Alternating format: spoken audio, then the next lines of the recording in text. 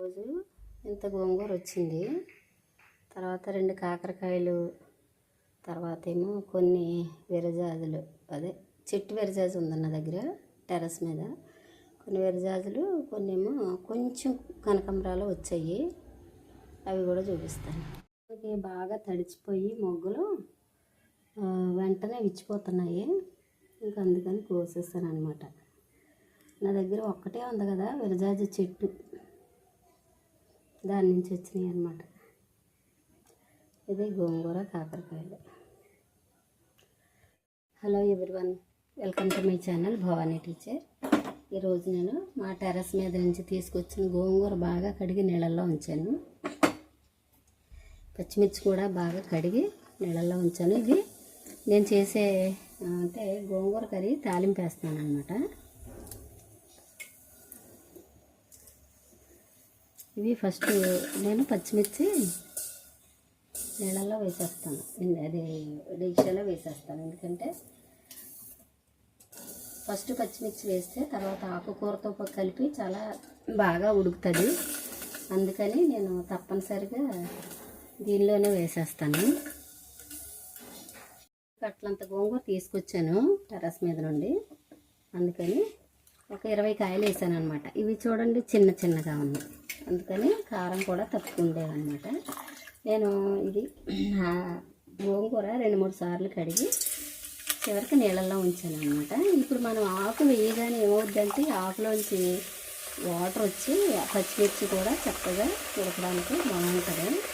ఇలాగ నీళ్ళల్లో ఉంచి ఇలా తీసి వెంటనే వేస్తాను. అప్పుడు ఏమవుతుందంటే మనం సపరేట్గా వాటర్ వేసుకోవాల్సిన అవసరం ఉండదు, ఆకుకూరలోనే చాలా ఉంటుంది. మీరు గమనిస్తే నేను కొంచెం మునగాకు కూడా వేసాను, ఒక గుప్పెడు మునగాకు కూడా వేసాను అనమాట.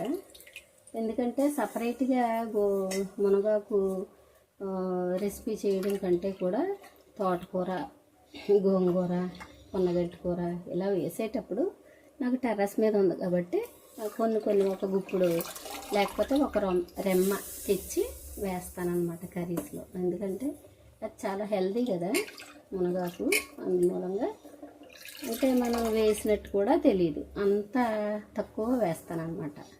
ఆకుకూర వండిన ప్రతిసారి కూడా నేను అలాగే వేస్తూ ఉంటాను. ఇప్పుడు ఇలాగ బాగా ఉడికే వరకు మనం మూత పెట్టుకుని ఉడికించేసుకుంటాం. ఒకసారి బయటికి వాటర్ పొంగిపోతుందేమో చూసుకోవాలన్నమాట. ఇది టెర్రస్ మీద కదా, ఆర్గానిక్ కదా, చాలా టేస్టీగా ఉంటుంది. పచ్చడి చేసినా కర్రీ చేసినా కూడా చాలా టేస్టీగా ఉంటుంది. ఇప్పుడు కొంచెం మూత పెట్టేసి కొంతసేపు ఉడకనిద్దాం.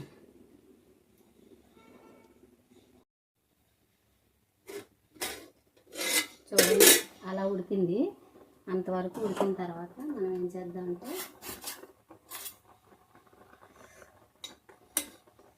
చాలా బాగా ఉడికిపోయింది. చూసారా, మనం ఒక్క చుక్క నీళ్ళు వేయలేదు.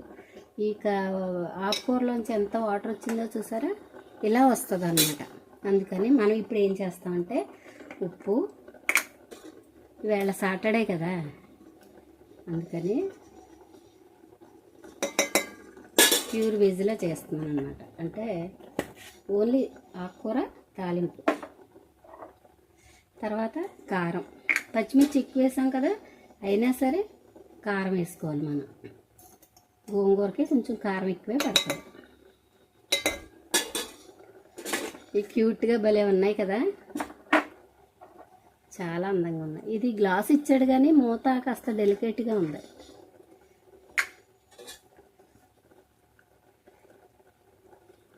పసుపు కంపల్సరీ వేసిన తర్వాత మనం ఏం చేద్దామంటే దీన్ని బాగా కలిపేసుకుని, చూడండి పచ్చిమిర్చి చాలా చక్కగా ఉడికిపోయినాయి. అదిగో చూసారా, మనం అడుగును వేసినందువల్ల చూడండి ఎంత బాగా ఉడికినాయో. ఇలా ఉడికిపోవాలన్నమాట. ఈ వాటర్ ఉంది కదా, ఈ వాటర్ కూడా పూర్తిగా ఇంకిపోయే వరకు మనం ఉడికించుకుందాం. దగ్గరగా ఉడికిపోయే వరకు ఉడికించుకున్న తర్వాత అప్పుడు దీనికి తాలింపు వేసుకుందాం. చాలా బాగుంటుంది. ఆ తాలింపులో కూడా ఉల్లిపాయ, తర్వాత వెల్లుల్లి, జీలకర్ర, ఆవాలు, మినపప్పు, శనగపప్పు, ఎక్కువ ఎండుమిర్చి, కరివేపాకు వేసుకుని పెట్టుకుంటే పోపు అద్భుతంగా ఉంటుందన్నమాట. నేను చూపిస్తాను మీకు. చూసారా, మనం దీనిలో మునగాకు కూడా వేసాం కానీ కనబడట్లేదు కదా. ఇలా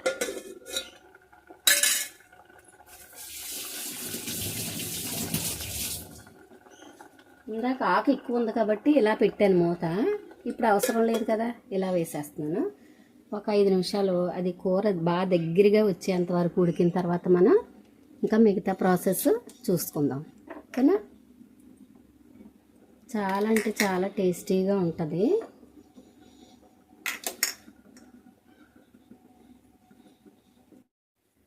చూడండి, ఇలా వేడి మీద ఉండగానే మనం ఏం చేయాలంటే చక్కగా పప్పు గుత్తి పెట్టి మెత్తగా రుబ్బేసుకోవాలి. ఒకవేళ అలా కాని పక్షంలో ఏం చేయాలంటే ఇది పూర్తిగా ఫ్యాన్ కింద ఎలాగో పెట్టి చల్లగా అయిపోయిన తర్వాత మిక్సీ జార్లో వేసి ఒక్క పల్స్ ఇస్తే చక్కగా రెడీ అయిపోతుంది. అప్పుడు మనం తాలింపు వేసుకోవాలి. ఓకేనా.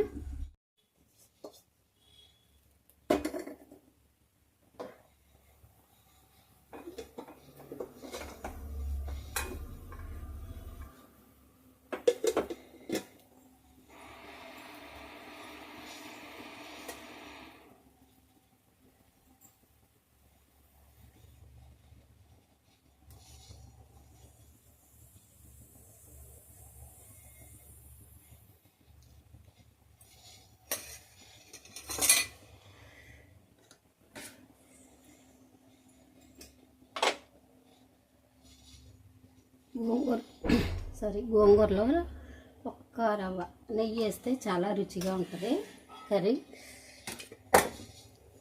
అయితే ఇప్పుడు చూడండి, ఇక్కడ పోపులు తీసాను.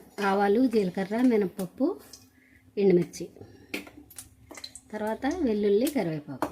ఆయిల్ కాగిన తర్వాత వేద్దాం.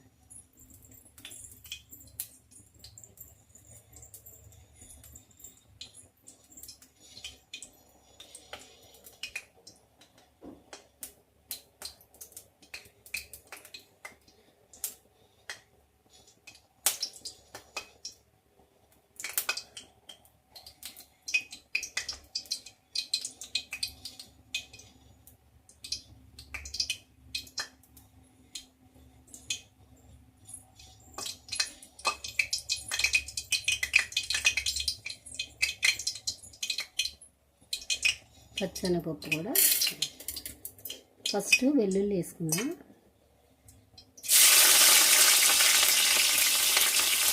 తర్వాత ఇవన్నీ పోపులు, మొత్తం పోపులు అన్నీ వేసి నెక్స్ట్ కరివేపాకు కూడా వేసి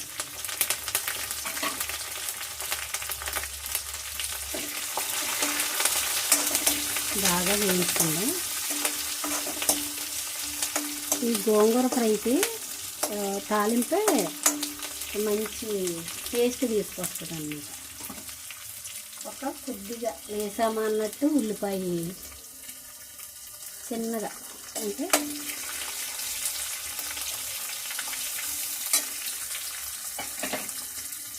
కట్టేసిన ముక్కలు కొంచెం వేసాను అన్నమాట. ఇప్పుడు కంపల్సరీ వేయాల్సింది గోంగూరకి మనం ఇంగువ.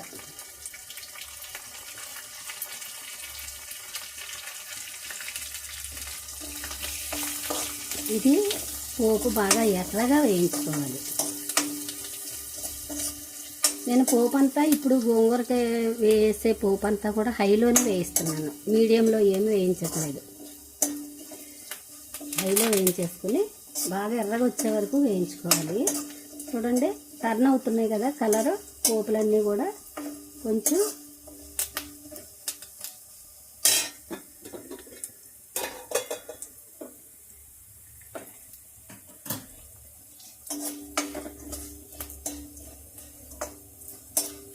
చాలా బాగుంటుంది ఇలా చేసుకుంటే. గోంగూర చాలా అంటే చాలా టేస్టీగా ఉంటుంది. పూర్తిగా ఎర్రగా వేయించుకోవాలి. ఒక్కసారి మనం గోంగూర వేసామంటే పోపు వేగడం ఆగిపోద్ది కాబట్టి పూర్తిగా వేగే వరకు వేయించుకొని అప్పుడు మనం గోంగూర ఆల్రెడీ నేను రుబ్బు పెట్టాను అనమాట. ఈ రుబ్బు పెట్టి చల్లగా అయిపోయింది. రుబ్బు పెట్టిన గోంగూర ఇలా వేసేస్తుంది.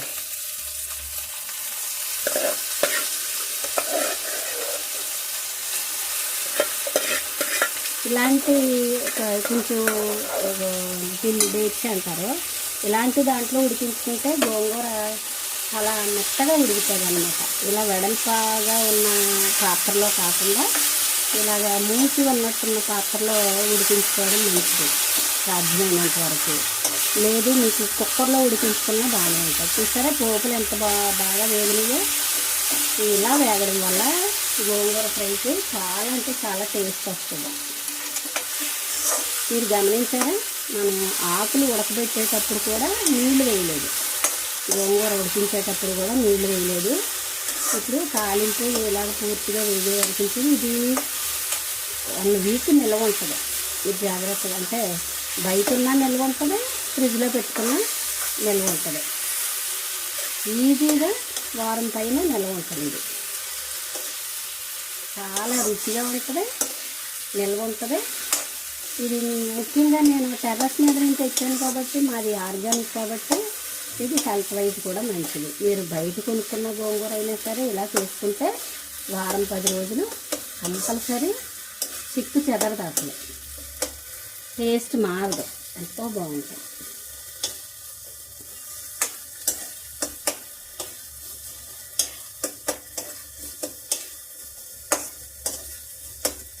చూసారా ఎంత బాగుందో.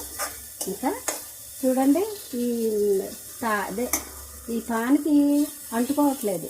ఎలాగా అంటే వదిలేస్తుంది కదా, దీన్ని ఈ టైం వరకు మనం తాలింపులో వేయించుకోవాలన్నమాట. ఎంత బాగుంటుందో ఒకసారి ఇలా ట్రై చేయండి. ఎందుకంటే మా ఇంట్లో శనివారాలు చేసే పిల్లలు ఉన్నారు, అందుకని వాళ్ళ కోసమేమో ఇలాగ గోంగూర తాలింపు వేసాను. మా కోసమేమో బెండకాయ ఎండు రొయ్యలు వండుకున్నాను అన్నమాట.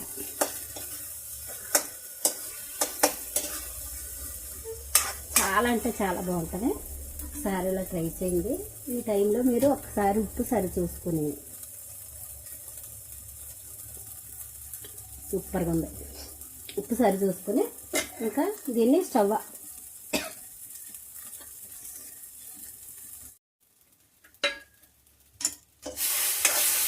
ఇలాగా డిష్ నుంచి సపరేట్ అవుతున్న టైంలో మనం స్టవ్ ఆపేసుకుని దీన్ని ఇంకా ఇలా ఉంచేయాలి, మూత పెట్టకూడదు.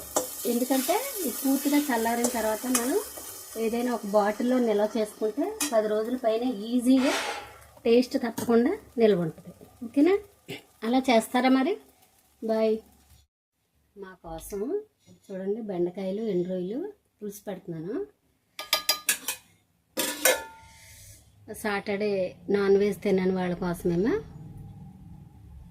గోంగూర ఫ్రై చేశాను అన్నమాట. ఇది ఇలాగే చల్లారాలని ఎందుకు చెప్పానంటే, మూత పెడితే మళ్ళీ ఆవిరి వచ్చేస్తుంది మూత మీదకి, అందుకని మూత పెట్టకూడదు. ఇది బాగా ఇలాగే చల్లారిన తర్వాత ఒక మంచి బాటిల్లో వేసుకుంటే అసలు మీరు ఎంతో ఇష్టంగా తినగలిగే గోంగూర ఫ్రై 10 రోజుల పైన నిల్వ ఉంటుంది. ఓకేనా, మీరు కూడా అలా చేసుకుని తిని హ్యాపీగా ఉండండి. Okay, bye.